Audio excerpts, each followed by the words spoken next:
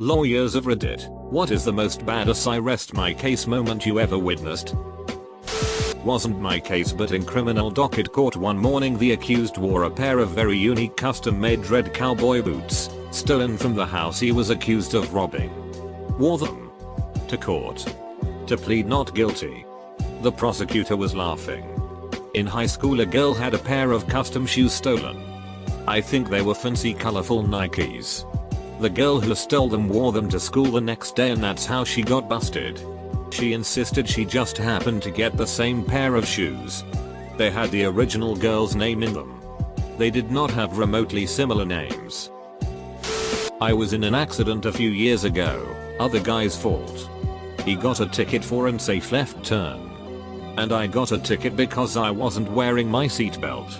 In the section on the ticket, the cop inadvertently wrote "Did wear seatbelt while operating motor vehicle." When I got to court, the judge asked how I wanted to plead. I asked the judge if I could ask a question first, and he said sure. I stated the ticket says I did wear my seatbelt while operating motor vehicle, and if that's the case, I want to plead guilty. The judge looks down at the ticket and looks back at me and says, "Case dismissed. Have a good day." I did. I'm not a lawyer, but a friend's sister went to court over a moving violation. She's an engine tuner and had built herself a beautiful first-gen Mitsubishi Eclipse with 6-700 horsepower at the wheels. This car, inevitably, attracted the attention of the local law enforcement, who pulled her over with no fewer than 8 cruisers after some slightly aggressive acceleration around a left turn. During cross-examination she asked the officer who'd made the call why exactly she had been pulled over. "I heard the engine revving, and I saw you spinning the tires and sliding around the corner." To be clear, officer, which tires were spinning? The rear tires. So I was spinning the rear tires, and it was the back end that swung out? Yes ma'am. That's correct. And you're sure that's what you saw? Clear as day, ma'am. The light turned green. You stepped on the gas, and the rear tires broke loose under power. The rear tires broke loose under power? There's no doubt in your mind that's exactly what happened? None at all, Your Honor. This officer is either lying or hallucinating. My car is front-wheel drive. I used to work in baby daddy court as a caseworker. This guy kept telling me, the mother of the child, anyone who would listen, that the baby wasn't his. When they went before the judge confirmed through DNA testing that he wasn't the dad. Dude turned around and took off his jacket. His shirt said "not the father." Edit, the guy kept telling me, the mother of the child, and anyone who would listen. My bad. This may not apply, but there is a Judge Judy episode where a high school girl is suing 2 boys from her school for taking her backpack and stealing various valuables out of it, and something like the following conversation happened. Judge Judy, and what was taken from your backpack? Girl, my phone. My money. My headphones. Boy 1, no. They weren't. Judge Judy, excuse me? Boy 1, there weren't any headphones in the backpack. When I was in law school, I clerked for a criminal defense legal clinic. We had an assault and battery case where there was only one witness to the crime, which was the victim. I was sitting at the defense table with the actual attorney, another law student that worked on the case with me, and the defendant. We were all in similar looking suits as a matter of unplanned coincidence. The victim was asked to identify the person who committed the assault in court, and she pointed to me and not the defendant. Our attorney asked several times if she was really pointing to me and if she was sure, and she said yes. The prosecutor was visibly upset, and the trial pretty much ended there, as this was a bench trial and not with a jury. It was never discussed or admitted to, but I suspect our attorney purposefully had me there at the trial because I did have a passing resemblance of the defendant. A little late, but this is one of my dad's favorite stories. So he is out of state on business driving though some no-name town when he goes through an intersection. Suddenly a cop pulls him over stating that he ran a stop sign and ticketed him. My dad insisted there was not any stop sign, but the cop did not listen. Pissed, He went back to the intersection and saw that there was a stop sign hidden behind a tree and twisted in the wrong direction. Even more pissed, he went to a convenience store that was in sight of the intersection and bought a disposable camera while the clerk laughed because he saw what happened and knew what's up. Luckily, my dad had to be back there in a few weeks for work. The cop assumed that someone with out-of-state plates would just pay the ticket, and they were shocked when my dad turned up in court, calmly presented his evidence to the judge, and strolled out in 5 minutes scot-free. Not a lawyer, but I read about this. 2 guys were being tried for robbing a gas station. A customer who saw the robbery was now on the witness stand. The prosecutor asked him to describe what he saw.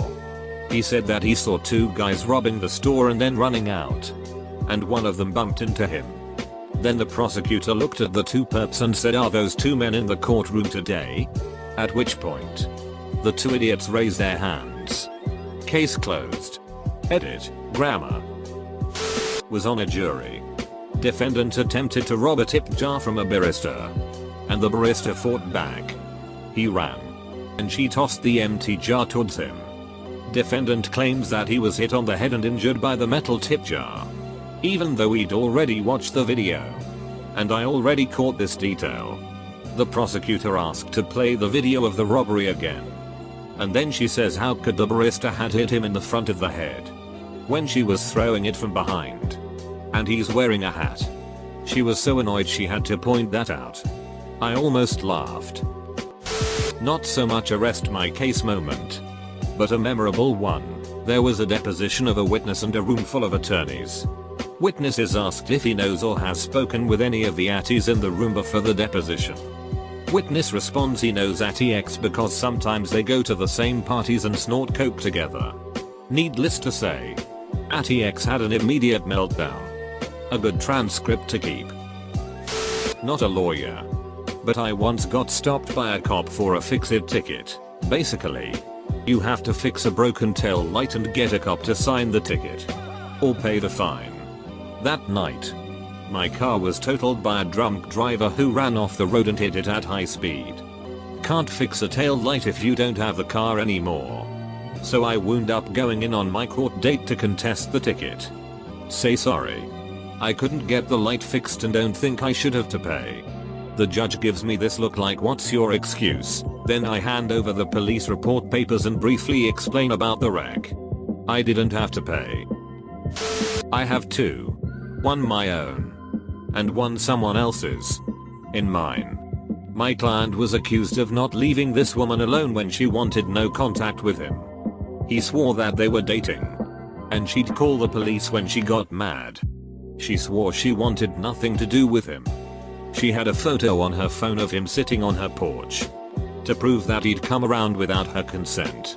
I asked permission from the judge to look at the photos before and after to get context. Lo and behold, she had hundreds of photos of him eating dinner with her, sitting on her couch, wearing her undergarments. It was glorious. In the other, a colleague was questioning a police officer about a consensual encounter with a defendant. Officer claimed that he in no way intimidated the client, and that the client was free to walk away at any point. My colleague said, "Officer, you think based on what you said and how you acted that any person in this room under those circumstances would feel like they could walk away?" The officer said yes, and the full courtroom audience started laughing. During my divorce, my ex was on the stand lying her ass off about how she was totally not using Drew Gus and having an affair with our underage child present in the home. Her lover was outside because my attorney subpoenaed him and he had to be there. My attorney grilled him and what he said contradicted what my ex was saying at least a dozen times. Then my attorney put her back on the stand and made her admit every single lie she told the judge. Her closing argument was basically that mom is a liar and has zero credibility. I was awarded primary custody of our child, the house, child support, and her druggy boyfriend is not allowed within 500 yards of the child. That was pretty badass. A friend told me this story. He's not a lawyer but was job shadowing or something and was in court for the day. Anyway, one of the cases was a girl contesting a stop sign violation. The prosecutor asked how long she was stopped at the stop sign and the girl responds 40-50 seconds. The prosecutor asks her to look at the clock in the courtroom and proceeds to stay silent for the next 30 seconds. Which is a really long time. Once the 30 seconds is up, the prosecutor looks back at her and says, "Were you really stopped 40-50 seconds?" and the girl was basically silent. I'm pretty sure she was found guilty. Fraud trial. Prosecution QC gets right to the point pretty much. Third question into defendant. So you earn £45,000 a year. Have no properties. No other source of income. No inheritance, and as far as I'm aware have not won the lottery yet. You have foreign bank accounts with $1,000,000 and a Ferrari. It must simply be a coincidence that defrauded entity has an accounting black hole pretty much equal to those riches. The defendant pretty much gave up at that point. Not a lawyer, but just had a case where a guy embezzled then sued us. He had done it by moving money to his company and calling it intercompany loans.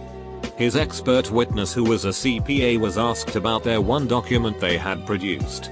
And she said, "As you can see, this document shows that embezzling plaintiff owes your company $650,000. We had no questions and rested right there. He should probably have gotten his CPA on the same page with him." As a clerk in the district attorney's office a few years ago, there was a battery case where the victim, addict wandering the streets likely picking fights, got into an altercation and had his hand chopped off by the defendant's machete. The day the victim came in to testify, the clerk asked him to raise his hand and swear to tell the whole truth, etc. And when he raised the hand less nub, every single juror gasped for air and we knew a conviction was on the way. Not me, but a buddy who is a DUI attorney. In the state he practiced in, being in the car with the keys in the ignition, even if the engine isn't running, is considered a DUI if you're intoxicated. Had a client come in, told his story to my buddy. The buddy goes to the DA after discovery and says, "Don't take this to trial." DA says, "Yeah. Right." In court, he gets the state trooper who made the arrest up on the stand, and the trooper says under oath, "I saw with my own two eyes that the keys were in the ignition." Buddy gives the cop several tries to walk it back, then has it read into the record that the car was a Prius. Boom. Instant dismissal, and the state he got into some trouble. I watched a judge question a person in small claims court about a variety of things having to do with paperwork, guarantees, warranties, photos, etc. and the lack thereof to support the claim. At the end he proceeded to rant on this guy for a full 5 minutes on how he, plaintiff, had wasted everyone's time, one by one ticking off the failures, and then told him he, plaintiff, had better hope he never appears in this courtroom again or be held in contempt. The entire room was spellbound. It was better than any TV show. My mum was a personal injury solicitor, and she was basically trying to prove that the car that hit her client and caused life-changing injuries, brain damage, belonged to X. X at first pretends not to live where he does. Then the car is found abandoned, all wiped down. The trail seems to end. Then my mum has a hunch and checks X's Facebook. He had a public profile, and his profile picture was his standing next to the car in question. She screenshots them and sends them to the opposing counsel with a slightly more politely worded, "Your client's a dumb duck." She's retired now, but she considers it to be one of the most satisfying moments of her career. Needless to say, she won the case and her client got a £1,000,000 settlement and is now living in Spain. All for the want of a simple privacy setting and a touch of common sense. I once got out of a noise violation ticket. I was driving around and had my music in my car up. Cop pulls me over, gives me a ticket for the noise violation. It wasn't even that loud, you couldn't really hear it from outside the vehicle, but my windows were down. So, go to court about it. My defense was, if the ice cream man can drive around blaring that creepy music, I can listen to my radio. Judge tried to keep a straight face, but I got out of the ticket.